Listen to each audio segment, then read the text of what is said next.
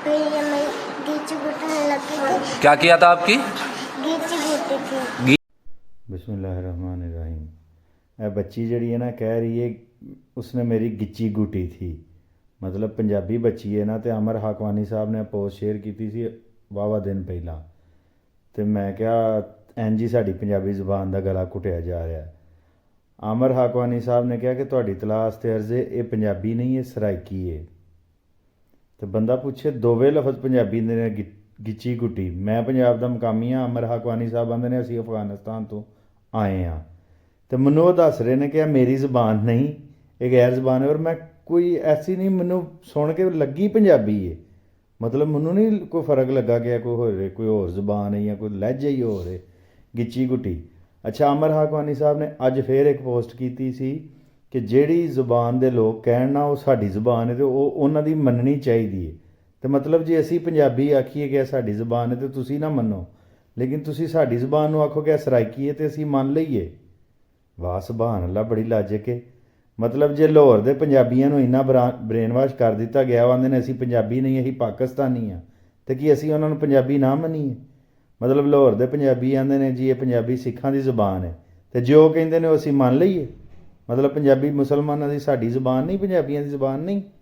यह कि लॉजिक है कि लोग जो मर्जी जो लोगों को ब्रेन वाश कर दिता जाए, वो जो मर्जी कहण तुसीं उन्होंने मान लो। तो 1961 की मरदमशुमारी के विच जिहड़े जनूबी पंजाब के सारे लोग ने उन्होंने अपनी ज़ुबान नूं पंजाबी आख्या सी। तो फिर तुसीं क्यों नहीं मानते पंजाबी? बाबा गुलाम फरीद मिठनकोट वालियां ने अपनी ज़ुबान नूं पंजाबी आख्या, अपने इलाके नूं पंजाब आख्या, देश पंजाब आख्या। तुसीं फिर क्यों नहीं मानते? मतलब तुसी वेखो पाकिस्तान के उत्ते एस्टैबलिशमेंट जी काबज़ है उर्दू वाली, उत्तर प्रदेश वाली। तो फिर अयूब हाँ पठान एस्टैबलिशमेंट काबज़ है। फिर बलोचिस्तान के वडेरे काबज़ ने, सिंधी वडेरे काबज़ सन। अच्छा, उन्होंने मुल्क तरोड़िया बंगालियां की अक्सरीयत नूं खत्म करने वास्ते, वो इन्हां कोलों बर्दाश्त नहीं हुई। तो मुल्क तरोड़िया तो इल्ज़ाम किहदे ते आया? पंजाबियां ते। अच्छा, मुल्क तरोड़न तो बाद 1961 की मरदमशुमारी दे विच पूरे पंजाब ने, जनूबी पंजाब के हर शहर ने अपनी ज़ुबान पंजाबी लहाई। 1971 मुल्क टुट गया, मरदमशुमारी ना हुई। 1981 दे विच कोई मुतालबा मुल्तान तो नहीं उठा, कोई बहावलपुर तो नहीं उठा कि साडी ज़ुबान अलग मनी जाए। यह उन्हां लोकां जिन्हां ने बंगाली नूं हक नहीं दिता, बंगाली अक्सरीयत की ताकत तरोड़न वास्ते उन्होंने मुल्क तरोड़ लिया। उन्हां पंजाबी अक्सरीयत की ताकत तरोड़न वास्ते एक नवीं ज़ुबान दर्ज की। कोई पाकिस्तान दे विच मैनूं मिसाल दिओ ना कि कोई ऐसी ज़ुबान होए जिहड़ी साडी एस्टैबलिशमेंट एंटी साडी ज़ुबानां है, साडी ज़ुबानां नूं कतल कर रही है, साडी पंजाबी ज़ुबान नूं खत्म कर रही है। साडी कोई ज़ुबान जिहड़ी है सिंधी, बलोची, पश्तो, पंजाबी कोई भी सरकारी ज़ुबान नहीं। तो वो एस्टैबलिशमेंट एडी चंगी किवें हो गई कि उन्हें 1981 दे विच एक नवीं ज़ुबान जिहदा मुतालबा भी कोई नहीं, जिहदे वास्ते कोई जानां भी नहीं दित्तियां गईयां, वो वखरी मान लई सिर्फ पंजाब की ताकत तरोड़न वास्ते। तो यह जोड़े हज़ारा वाले ने वो अपनी ज़ुबान का हक मान रहे हैं, उत्थे बंदे भी मरे ने, उन्होंने इन्होंने हक नहीं दिता।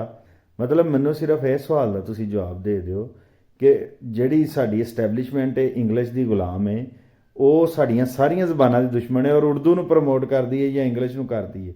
उन्हें सराइकी किस बुनियाद के उत्ते एक लहदा ज़ुबान 1981 की ताकि पंजाब की ताकत तरोड़ी जाए।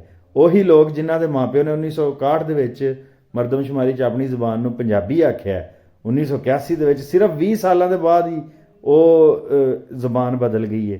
तो अज जे बाबे मैं आख्या जी बाबा फरीद जिहड़े ने वो पंजाबी के पहले शायर ने, आंदे ने जी नहीं वो सराइकी के शायर ने। बाबा बुल्ले शाह भी सराइकी का शायर है, अहमद हाँ खरल भी सराइकी हीरो है। मतलब शाकर शजाबादी वो भी एक सियाल जट है। तो मैनू ये दसो एक जट राजपूत अराई जिहड़ा जनूबी पंजाब च रहिंदे ने, जिहड़े मकामी ने उत्थे दे, वो किवें मेरी कौम का हिस्सा नहीं, वो किवें गैर मुल्की ने? अपने देश दे विच ही असीं किवें गैर मुल्की हाँ? तो जिहड़े बलोच आंदे ने असीं बाहरों आए हैं, जिहड़े अज भी पठान आंदे ने असीं अफगानिस्तान तो आए हैं, वो मकामी ने मेरे नालों ज़्यादा।